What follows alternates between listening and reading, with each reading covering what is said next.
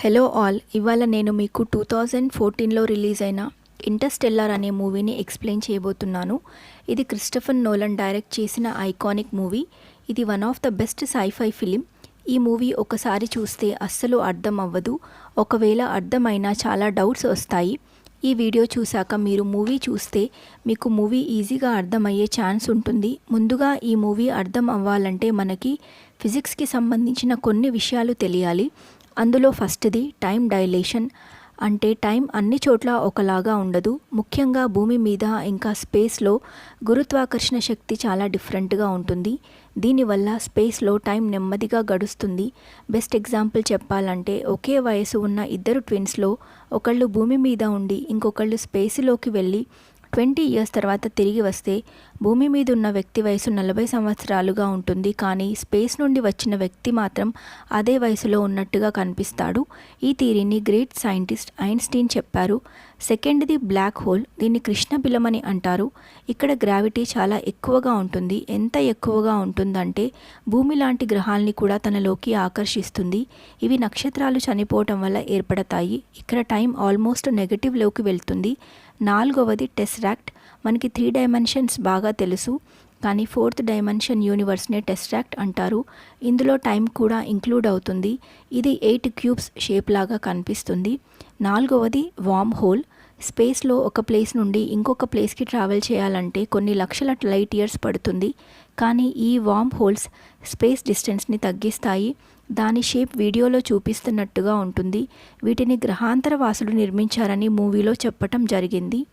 ఇప్పుడు అసలు స్టోరీలోకి వెళ్తే, కూపర్ ఒక రైతు. గతంలో అతను ఒక నాసా పైలట్గా పనిచేసి ఉంటాడు. అతనికి 15 ఏళ్ల కొడుకు టామ్ ఇంకా 10 ఏళ్ల కూతురు మర్ఫీ ఉంటారు. కూపర్ తన మావయ్యతో కలిసి నివసిస్తూ ఉంటాడు. మనం మూవీ చూస్తున్న టైం ఎగ్జాక్ట్ ఇయర్ మెన్షన్ చేయలేదు, కానీ అక్కడ పరిస్థితి చూస్తే అది మన ఫ్యూచర్ దాదాపు 2050 సంవత్సరాల తర్వాత పరిస్థితిలాగా అనిపిస్తుంది. కేవలం బెండకాయ ఇంకా కార్న్ పంటలు మాత్రమే పండుతూ ఉంటాయి. ఎప్పుడు కూపర్ ఉంటున్న ఇంటి చుట్టూ దుమ్ము తుఫాన్లు వస్తూ ఉంటాయి. ఆ టైంలో గవర్నమెంట్ కూడా జనాల డబ్బుల్ని కేవలం జనాలకి కావాల్సిన ఫుడ్ రిసోర్సెస్ మీదనే ఇన్వెస్ట్ చేస్తూ ఉంటుంది. ఎటువంటి స్పేస్ రీసెర్చ్ చేయటం ఆపేస్తుంది. ఒకరోజు కూపర్ కూతురు మర్ఫీ తన గదిలో ఏదో దయ్యం బుక్స్ పడేస్తుందని, అలాగే తనతో దయ్యం ఏదో చెప్పాలని అనుకుంటుందని వాళ్ళ నాన్నతో చెప్తూ ఉంటుంది. ఒకరోజు దుమ్ము ధూళితో కూడిన పెద్ద తుఫాన్ వచ్చినప్పుడు మర్ఫీ రూమ్లో ఒక ప్యాటర్న్ ఏర్పడుతుంది. ఆ జియోగ్రాఫికల్ కోఆర్డినేట్ని సాల్వ్ చేయడంతో కూపర్ ఇంకా మర్ఫీ ఒక ప్లేస్కి వెళ్తారు. అది నాసా సీక్రెట్ రీసెర్చ్ సెంటర్. అక్కడ డాక్టర్ జాన్ బ్రాండ్ ఇంకా అతని టీం కలిసి రీసెర్చ్ చేస్తూ ఉంటారు. అప్పుడు డాక్టర్ బ్రాండ్ కూపర్తో, ఇప్పుడు భూమి మీద వచ్చిన మార్పుల వల్ల మర్ఫీ జనరేషన్ లాస్ట్ అని, ఆ తర్వాత మనుషులు జీవించాలంటే వేరే ఒక గ్రహం మీదకి మనుషుల్ని స్పేస్ షిప్లో తీసుకువెళ్ళాలని, అలాగే ఆల్రెడీ 10 సంవత్సరాల క్రితం లాజరస్ అనే మిషన్లో 12 మంది ఆస్ట్రోనట్స్ గ్రహాంతర వాసులు నిర్మించిన వార్మ్ హోల్స్ ద్వారా గార్గంటా అనే బ్లాక్ హోల్ చుట్టూ తిరుగుతున్న 3 గ్రహాల మీదకి వెళ్లారని, ఆ ముగ్గురి పేర్లే ఆ గ్రహాలకు పెట్టామని, ఆ ముగ్గురు ఇచ్చిన రిజల్ట్స్ కొంచెం పాజిటివ్గా ఉన్నాయని, ఆ 3 గ్రహాల పేర్లు ఎడ్మండ్, మిల్లర్ ఇంకా మన్ ప్లానెట్ అని చెప్తాడు. ఇప్పుడు కూపర్ వెళ్ళి ఆ 3 గ్రహాల్లో ఉన్న ఇన్ఫర్మేషన్ తీసుకొని ఏ గ్రహంలో మనుషులు జీవించడానికి సూటబుల్గా ఉంటుందో తెలుసుకొని రావాలని అంటాడు. అలాగే సైంటిస్ట్ బ్రాండ్ తన దగ్గర 2 ప్లాన్స్ ఉన్నాయని, ప్లాన్ ఏ మనుషులు జీవించడానికి అనుకూలంగా ఉన్న గ్రహం వెతకటం, అలాగే మనుషుల్ని స్పేస్ షిప్లో అక్కడికి తీసుకువెళ్ళటం. ఒకవేళ ఆ 3 గ్రహాలు మనుషుల్ని జీవించడానికి అనుకూలంగా లేకపోతే ప్లాన్ బిలో వాళ్ళతో పాటు తీసుకువెళ్ళిన ఎంబ్రియోస్ని అక్కడ జీవించేలాగా చేయటం. కానీ కూపర్కి మాత్రం ప్లాన్ బి ఇష్టం ఉండదు. ప్లాన్ ఏ కంప్లీట్ చేసి తిరిగి భూమి మీదకి రావాలని అనుకుంటాడు. ఎందుకంటే ప్లాన్ బి ఇంప్లిమెంట్ చేస్తే కూపర్ స్పేస్లోనే ఉండిపోవాల్సి వస్తుంది. కూపర్ ఈ మిషన్ కోసం స్పేస్లోకి వెళ్ళటం మర్ఫీకి ఇష్టం ఉండదు. అలాగే మర్ఫీ తన రూమ్లో ఉన్న దయ్యం తనకి మళ్ళీ ఒక కోడ్ పంపిస్తుంది. ఆ కోడ్ని సాల్వ్ చేస్తే స్టే అనే వర్డ్ వస్తుంది.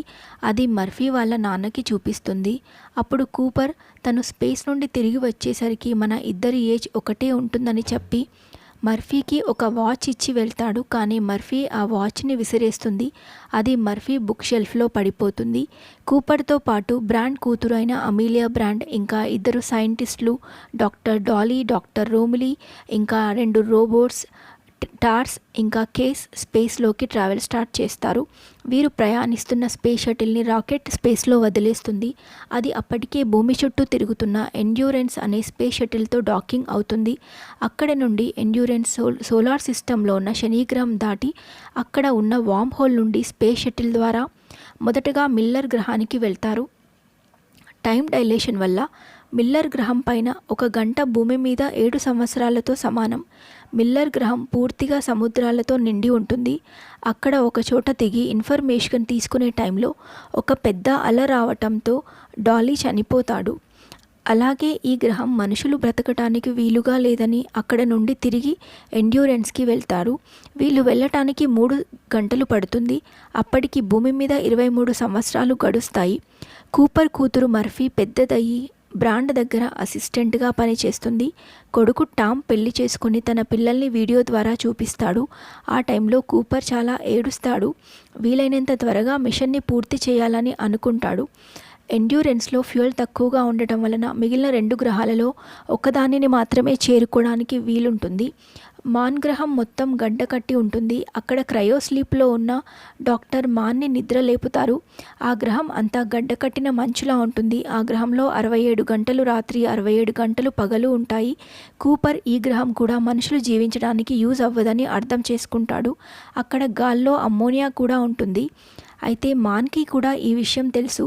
ప్లాన్ బి మాత్రమే పాసిబుల్ అవుతుందని, ప్లాన్ ఏ పాసిబుల్ అవ్వదని అతనికి తెలుసు. అందుకే అతను కావాలనే రాంగ్ డేటా పంపిస్తాడు.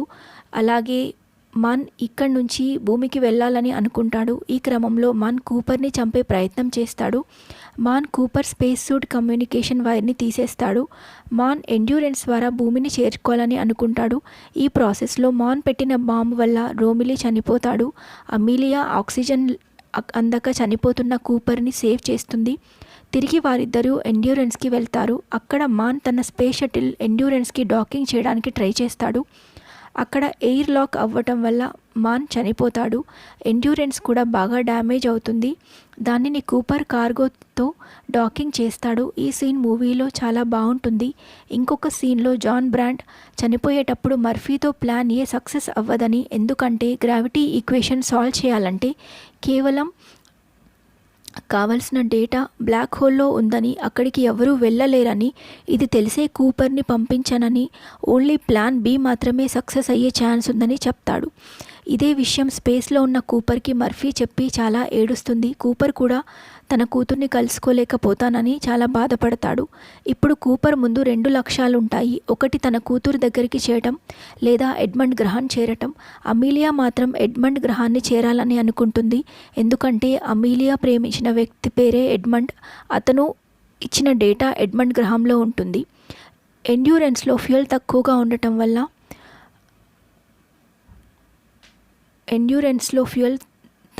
ఉండటం వల్ల కూపర్ ఎండ్యూరెన్స్ వెయిట్ తగ్గించాలని అనుకుంటాడు. అమీలియా ఉన్న కంపార్ట్మెంట్ ఎడ్మండ్ గ్రహానికి వెళ్ళేలాగా స్లింగ్ షాట్ చేస్తాడు. స్లింగ్ షాట్ అంటే ఫ్యూయల్ తక్కువగా ఉన్నప్పుడు గ్రావిటీని యూజ్ చేసి పంపించడం. కూపర్ ఎండ్యూరెన్స్తో విడిపోయి రోబోట్ టార్స్తో పాటు బ్లాక్ హోల్లో పడిపోతాడు. అలా కూపర్ 4th డైమెన్షన్ అయిన టెస్రాక్ట్లో పడిపోతాడు. అక్కడ పాస్ట్ ఇంకా ప్రజెంట్ టైమ్స్ అన్నీ కనిపిస్తాయి. ఆ టెస్రాక్ట్ మర్ఫీ బుక్ షెల్ఫ్లో ఉంటుంది. మర్ఫీ చిన్ననాటి నుండి పెద్దదయ్యే వరకు ప్రతిదీ అందులో కనపడుతుంది. అప్పుడు కూపర్కి అర్థమవుతుంది, విశ్వంలో ఉండే గ్రహాంతర జీవులే మానవులని, వారే ఈ టెస్రాక్ట్ని నిర్మించారని. అలాగే మర్ఫీ చిన్నగా ఉన్నప్పుడు ఎవరో దయ్యం తన రూమ్లో ఉంది అనుకుంటుంది కదా, అది ఎవరో కాదు, కూపర్ తన కూతురు మర్ఫీని చూస్తూ ఉంటాడు. తనతో కమ్యూనికేట్ అవ్వటానికి బుక్స్ని పడేస్తూ ఉంటాడు. అలాగే మర్ఫీకి డస్ట్ ద్వారా ప్యాటర్న్స్ని పంపిస్తూ ఉంటాడు. అలాగే మర్ఫీ డీకోడ్ చేసిన స్టే అనే వర్డ్ కూడా కూపర్ టెస్ట్రాక్ట్ నుండి పంపించింది. ఇంకొక స్టోరీలో భూమి మీద పరిస్థితి చాలా అధ్వానంగా మారుతుంది. అక్కడ ఎవరూ బ్రతకలేని పరిస్థితి వస్తుంది. దాంతో మర్ఫీ తన అన్న అయిన టామ్ ఫ్యామిలీని తనతో పాటు నాసా అండర్ గ్రౌండ్కి తీసుకువెళ్లాలని అనుకుంటుంది. కానీ టామ్ మాత్రం వాళ్ళ నాన్న కూపర్ వస్తాడని ఎదురు చూస్తూ ఉంటాడు. అప్పుడు మర్ఫీ తన రూమ్లో ఉన్న వస్తువుల్ని తీసుకువెళ్ళటానికి అక్కడికి వెళ్తుంది. అప్పుడు కూపర్తో పాటు బ్లాక్ హోల్లో పడిపోయిన టార్స్ అనే రోబోట్ బ్లాక్ హోల్లో ఉన్న క్వాంటమ్ డేటా కలెక్ట్ చేసి కూపర్కి పంపిస్తాడు. కూపర్ మర్ఫీకి ఇచ్చిన వాచ్లోకి ఆ ఇన్ఫర్మేషన్ పంపిస్తాడు. దాంతో మర్ఫీ గ్రావిటీ ఈక్వేషన్ని సాల్వ్ చేస్తుంది. గ్రావిటీ ఈక్వేషన్ని సాల్వ్ చేయటం వల్ల గ్రావిటీని కంట్రోల్ చేయొచ్చు. అంటే మనుషులు వేరే గ్రహం మీదకి వెళ్ళాలంటే ముఖ్యంగా ఉన్న అడ్డంకి గ్రావిటీ. దీన్ని కంట్రోల్ చేయగలిగితే మనుషులు స్పేస్లోకి ఈజీగా వెళ్ళొచ్చు. అందుకే గ్రావిటీ ఈక్వేషన్ సాల్వ్ చేయటం అనేది అంత ఇంపార్టెంట్. అలా మర్ఫీ ప్లాన్ ఏని సక్సెస్ చేస్తుంది. ఆ తర్వాత టెస్ట్రాక్ నుండి బయటపడి కళ్ళు తెరిచేసరికి కూపర్ శనిగ్రహం దగ్గర ఉన్న కూపర్ స్టేషన్లో ఉంటాడు. అప్పటికే కూపర్ వయసు 125 ఏళ్ళు. గ్రావిటేషన్ టైం డైలేషన్ ద్వారా 40 ఏళ్ల వాడిలాగా కనపడతాడు. అలాగే కూపర్ వాళ్ళ ఇంటిని మర్ఫీ జాగ్రత్తగా ఉంచుతుంది.